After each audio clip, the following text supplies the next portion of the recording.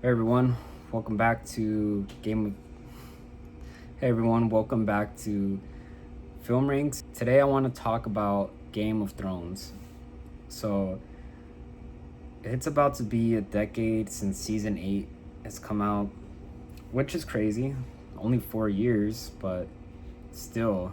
Um, Season 1 aired in 2011, and then that feels like a way different time since then. So, you know, I wanted to talk about this show because it's come to my attention that people still watch this show even after it's finished, and that just blows my mind because, first of all, why? I mean, I know that the show had some very great moments, but hear me out. This show is a huge investment in time.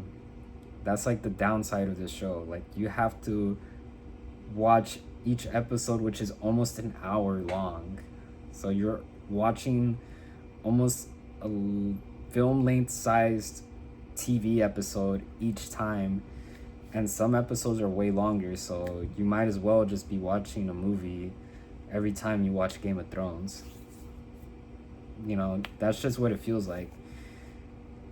And I'm saying that also because not every episode is created equal. Like, some of them are way better than others, some definitely aren't. So yeah, this show, it's a very large investment in time, and I guess it makes sense if you really love Game of Thrones. But here's where I draw my opinion, and I'm gonna get into spoilers. So if you haven't seen this show, it's up to you. Honestly, it's already been out, so I'm gonna get into spoilers. First of all, season 8 was not good. All right, I'm not gonna talk about everything, but I'm gonna say I'm gonna talk about some of the things that were very important to me that didn't happen and what happened instead. So, first of all, we got Jon Snow and Daenerys. These two are a force to be reckoned with, supposedly, right? I mean, if anything, Daenerys is doing most of the heavy lifting with her dragons, but Jon Snow is supposed to be more of a formidable fighter. After Battle of the Bastards, you can tell that he can hold his own. But Daenerys still has dragons, so that's still way more threatening than wielding a sword, just to be honest.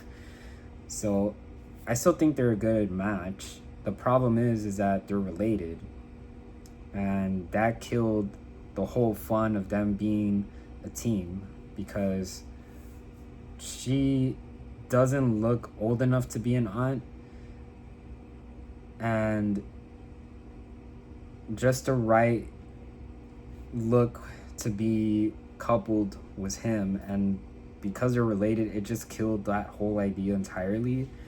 And I'm sure that probably pissed off a lot of people. Maybe it didn't. It killed the fun in that idea. So I was just like, I mean, why? Like, why did it have to be written that way? It just killed a potentially great idea, because in my opinion, if they were the ones ruling over the kingdom, trying to make it better, that would have really worked for the ending, instead of what actually happened, which I'm not gonna really get into that much. But in short, in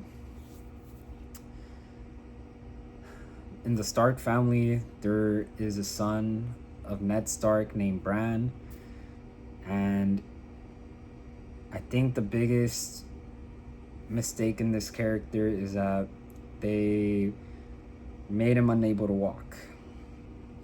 I know that he fell from a high place. I think Bran was just a bad written character, all right? I'm gonna be honest with you. With him being a ruler, it just didn't make sense. He just had it handed to him because his sister recommended him. And I feel like really good characters died for him, especially Hodor. And it just didn't really feel right for him to be ruling the Iron Throne. Just didn't. It could have just been Tyrion Lannister, honestly. Just didn't make sense. Um, and no, I wouldn't have wanted a Lannister to keep ruling, if I'm being honest with you. It could have just been Jon Snow, but he was too much of a coward, in my opinion. And he didn't want to be a king, so no one wanted to be a king, honestly. It just felt like, well, someone has to do it. So that whole attitude was just really annoying. You know, it should have been something where there was a character who really wanted that and actually worked towards it. But because it felt like nobody was sure what they wanted and they didn't really want it, it just felt like a meaningless title, especially now that's given to this kid who, I don't know, like he has this power of clairvoyance, or predicting the future, and just seeing events, like seeing the future before anyone else. And it's like, okay, cool, you can do that. What else do you got? What have you contributed? Was the war against the undead, and like the Night King. It just felt like he didn't really add much to the story, and like I said, Hodor died for him, and I think he had something more to offer in the show, and unfortunately he had to die in a very unfortunate way. Like, it just, like, dang, if anything, like, yeah, you really do feel the depth of that character. So yeah, I mean, season 8 just really killed a lot of the potential that it was building up to, and it felt like it could have been released a lot later, and it probably didn't because fans were like eager to watch the show and it just wasn't cooked enough, to be honest. And that's the unfortunate part about a very anticipated show, is if you rush it and you haven't developed anything towards like what the ending's gonna look like and how the story's gonna close, then you rush it, you just half bake some things, and you have season 8 of Game of Thrones. So wasn't too much of a big fan, honestly. After that, I really did like Ned Stark in this show, and that sucks because he only lasted one season. So I was just like, dang, like, why did this show kill so many good characters from the beginning? I mean, not even just the beginning, but like throughout, because aside from him, my favorite character, like, of all time in that show was the Hound. And say what you will about that character, but I feel like he was the realest one. And he was actually trying to change more than anyone else, because he was serving the Lannisters, which, is basically the most hated group of all, like, the clans. And he actually wanted to help Arya and Sansa. So that already is like brownie points for him. And he was a formidable warrior, he was a tall, scary dude, legitimately. Like, I don't think anybody would want to fight him in real life. And he won and lost battles, so he was very real. He could stand his own ground, and at the same time he could also very much lose. And the fact that you can tell that between other strong characters made him feel more grounded and made him feel more like he was fighting for something, instead of like pretending to be someone he wasn't.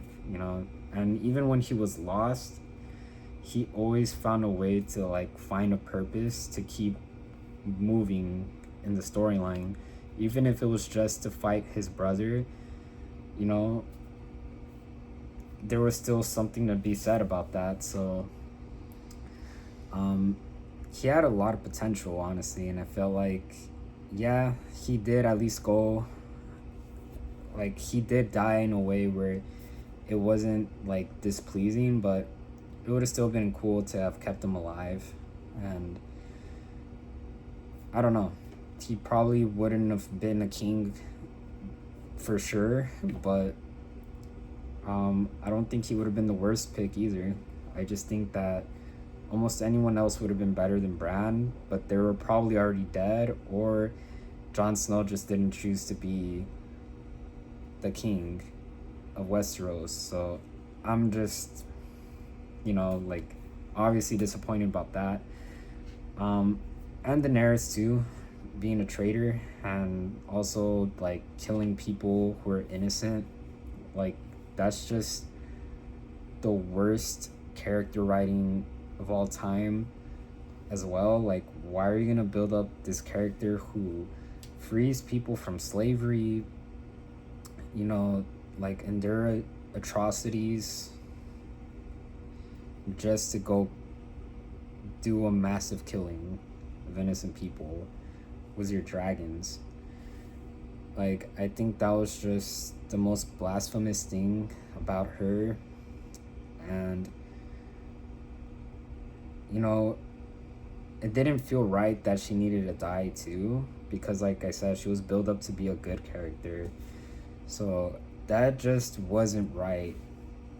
So I just think, yeah, like, she also obviously committed her own crimes, and she made a fan base that hates her now, even though a lot of people loved her because she was the mother of dragons, a very powerful female character, and she ended up becoming evil, no better than Cersei Lannister in my opinion. So I just think, yeah, like, why? Those things really hurt the show a lot in my opinion. So yeah, those were the major things that I did not like about Game of Thrones. Aside from season 8, I would say, like, this show, in my humble opinion,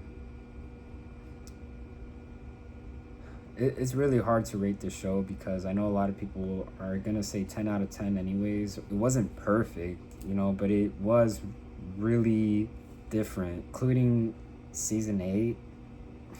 That just, man, like, season 8 just brings it down to like a 6 or a 5, if I'm gonna be honest with you. Like, it was that bad. It was that bad.